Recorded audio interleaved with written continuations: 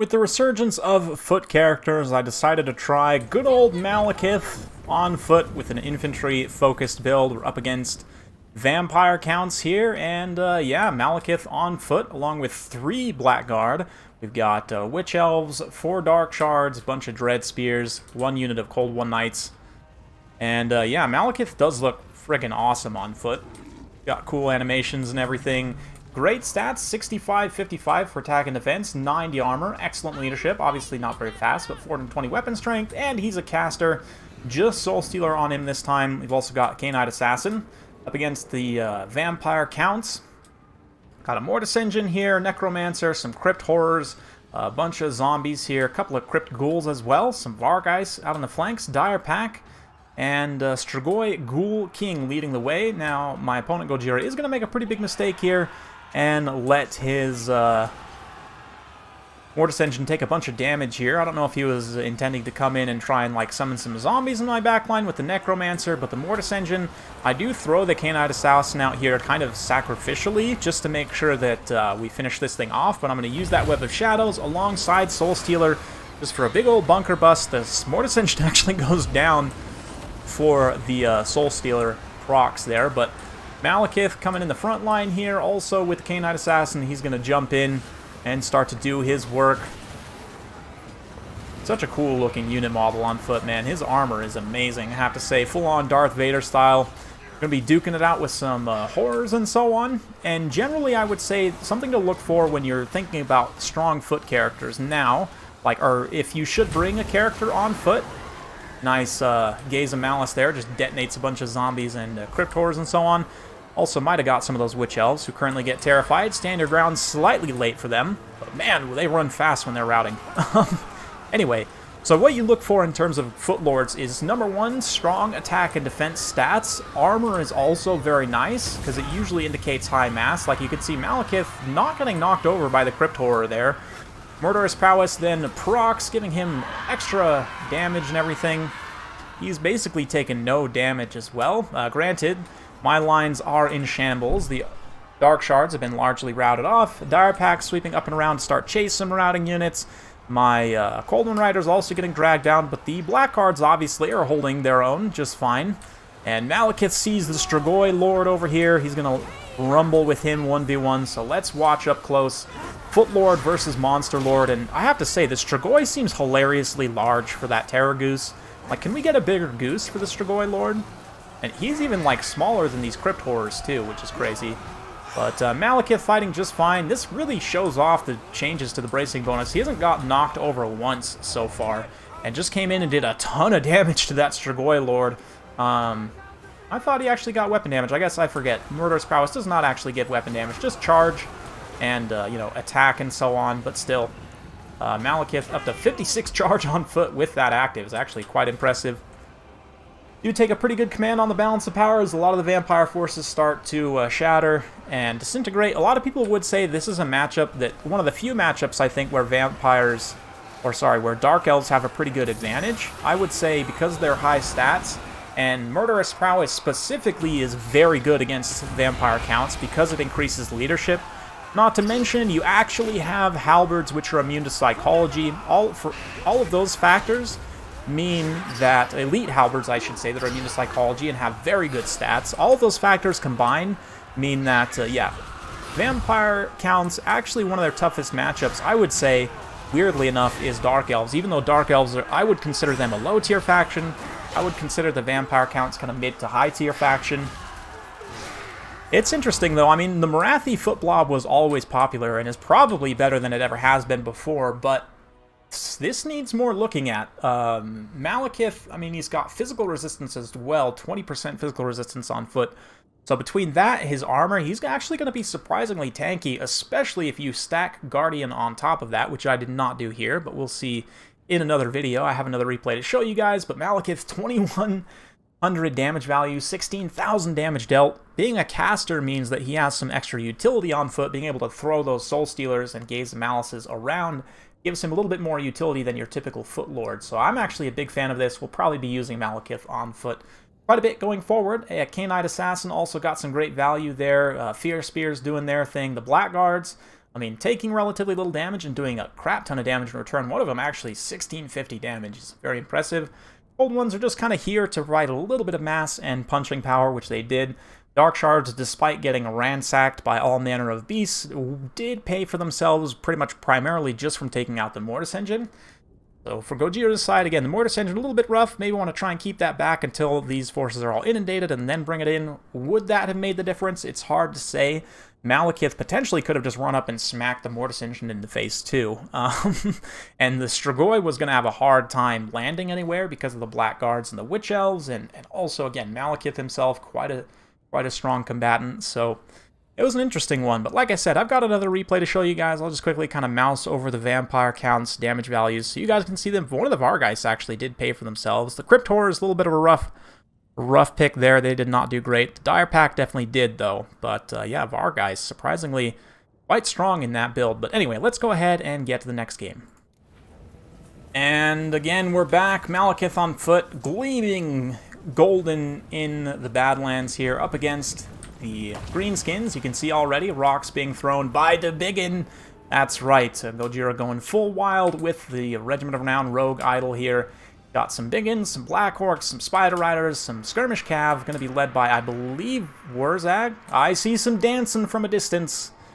Dancing Wurzag is here to face off against Foot MALEKITH. And in terms of Footlords, Wurzag definitely is the most stylish. There's no question about that. And yeah, again, this build is basically the same. I did switch Blades of the Blood Queen out, and I also brought a unit of Dark Riders as well, currently sweeping up and around there. But the rocks will be thrown, so we'll keep it in MALEKITH cam as he advances with his soldiers here. I do want to point out also that with the Guardian, MALEKITH goes up to 35% physical resistance, which is quite strong. Maybe it's possible to even get more physical resistance from, I want to say the Hag Cart. Does that give physical resistance in an AoE as well? You could maybe go up to 40+% physical resistance on MALEKITH. Of course, if you bring something like Lore of Beasts, you could get even more potentially, but... oh man, swing and a miss on that one. And, I mean, he's going after the Dark Shards, which makes sense, because the Dark Shards are the most threatening thing to the Rogue Idol, but Gojira makes a little bit of a mistake here in letting me pull up in range. He definitely would have wanted to push forward with his forces and try and fight me at an arm's distance, so that I can't get my Dark Shards in range, but here, they will be able to get in range. Witch Elves going to come forward and go up against these Night Gobos here, the Regiment of Renown, 8 Loons. They actually kind of just murder each other on that engagement there, but MALEKITH then comes in. The Biggins are thrown in against Blades of the Blood Queen, and Dread Spear is kind of holding them in place. But the Biggin is just getting demolished by Dark Shards, unfortunately. And MALEKITH does his thing in the center, helping these Witch Elves. Sisters of Singing Doom, even. They do... or no, regular Witch Elves. I thought I might have brought the Sisters here, but I guess not. MALEKITH gonna fight some Black Orcs in melee. He does not have armor-piercing damage on foot, which is interesting. Tyrion does. MALEKITH does not, but the fact that MALEKITH has a shield does make a pretty big difference. 60% missile block chance, which is on par with Chosen, who have the highest missile block chance in the game. Means that, yeah, he'll be fairly resistant to missiles on foot, on top of the missile resistance and physical resistance and so on that he has. Blades of the Blood Queen moved in here to help clean up these Black Orcs. Wa is popped, but I mean, with the loss of the Big in there, it's going to be a rough time for the Greenskins. Obviously, a little bit of a fun game, fun pick from Gojira. Doesn't actually work out all that well against massive amounts of Dark Shards, and not even massive amounts, only 3 really. But, unsung heroes, the Dark Shards, or the Dark Riders, rather, were able to push up and around the flank and kind of pressure his light cavalry. Same thing. The Cold One Knights here have mostly just been chasing the Skirmish Cav around and getting shot in the process. They'd managed to get 45 kills, but mostly I've just been having them take the damage from the units there. But look at MALEKITH. He's actually taken some damage from these Black Orcs. FG to get as well, also dealing some damage to him. But Wurzag now gets enraged by Witch Elves. Blades of the Blood Queen also just mop these Black Orcs along with the Witch Elves' help. And it's going to be fairly quick army losses as Wurzag gets the Soul Stealer in the center. MALEKITH's going to heal himself up a little bit, and there's the game. So, quick one. Both relatively quick ones. Kind of odd builds on both sides, I would say. But this Foot MALEKITH thing is something I think that bears a little more looking into. It's almost like a Sigvald that has no perfect vigor, but can also, like, his way of healing himself also does really nice AoE damage, especially to low model count targets. So we'll look at that a little bit more here in just a second. K-Knight Assassin also is here. Obviously, the Dark Shards racking up some really nice value shooting at the biggin. And yeah, like I said, Dark Riders, kind of unsung heroes there. Didn't really highlight them, but pushing up in the flank and getting some charges onto the Spider Riders, they were able to win that. Blades of the Blood Queen, absolute beast. Blackguards didn't really have to do much. The Witch Elves also get some pretty nice damage value going after the Loons, which unfortunately Gojir did not get any of the casts of the Fanatics off. Some of the Black Orcs actually came in and just shredded value. Unfortunately, though, they still end up getting killed at the end of the day. Probably these Black Orcs, I think, were the ones that got damage in on MALEKITH while that Wa timing was up, and also probably did some damage to the Blades of the Blood Queen as well. But yeah, just too small. The Biggin, such an expensive unit for very little damage value. In this case, a very risky pick because the Greenskins, they tend to favor going Horde style with, you know, full-on 20 stack, is, in my opinion, is the best way to play them. But when you take something like a Rogue Idol, it just kind of makes it tough to really get enough units on the table, especially with a couple of Black Orcs on top of that. But anyway, let's go ahead and just finish up with MALEKITH here. So, in comparison to other Footlords, I mean, stripped fully down of nothing, he really doesn't cost too much. Yeah, 1150 is really not bad for what you're getting.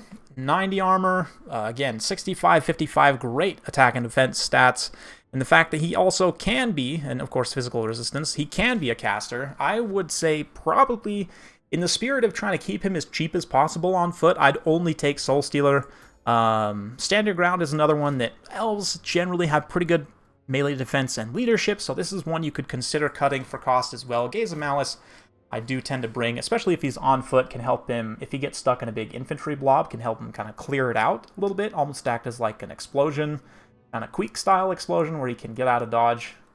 But yeah, only 1528 with this particular kit is quite cheap. Of course, you can also, depending on the matchup, if you want to swap in one of these anti-caster items, that can be decent. But in this, again, in the spirit of keeping him as cheap as possible, I would recommend, you know, trying to cut as many abilities as you can. And at 1528, you've got a guy who has great stats, can heal himself, also does great AoE damage, and just in general, going to be a decent lord, I think. How much of a meme is this, and how viable is it exactly? I'm not really sure. If we just straight up cost compare for Morathi on a typical Morathi foot build, which, again, me also, I would just take Soul Stealer only. I would cut these lore attributes. Obviously, Greater Arcane Conduit you want, and Enchanting Booty. Yeah, we'll go with that. Deadly Onslaught, unless she's on the Pegasus, I usually don't take that. Heartrender and Dark Sword, very essential. And Wand of Caradron, not only does it do AoE damage, but I want to say it makes her Soul Stealers cheaper. So I would definitely recommend bringing that. So 1859... So MALEKITH is like 300 points cheaper, right? I mean, he doesn't offer exactly the same upside. Morathi is squishier in some ways, but her AoE buffs and debuffs help equalize that stat difference. She is anti-large AP. She does not have charge defense against large, though, which is something to be aware of. And she also, only 25% magic resistance, so she can get charged pretty easily and can functionally be kind of squishy on foot. Obviously, with Guardian, she's a little bit of damage resistance straight up. But, yeah, in the tankiness department, MALEKITH does hold some edges. Also, being cheaper may end up being more cost-effective at the end of the day. I'm not really sure. Morathi being faster is nice, and of course the buffs and debuffs do help the units around her, not just her. So there is some kind of considerations to be made there. But what do you guys think? You think that potentially the MALEKITH foot blob is going to be stronger than the Morathi foot blob? I think it could potentially be so, but let me know what you guys think in the comments down below. Hopefully you enjoyed this video. If you like this sort of content, be sure to like, subscribe, hit that bell notification. Every time I upload a new video, you'll be notified. Thanks again. We'll see you next time.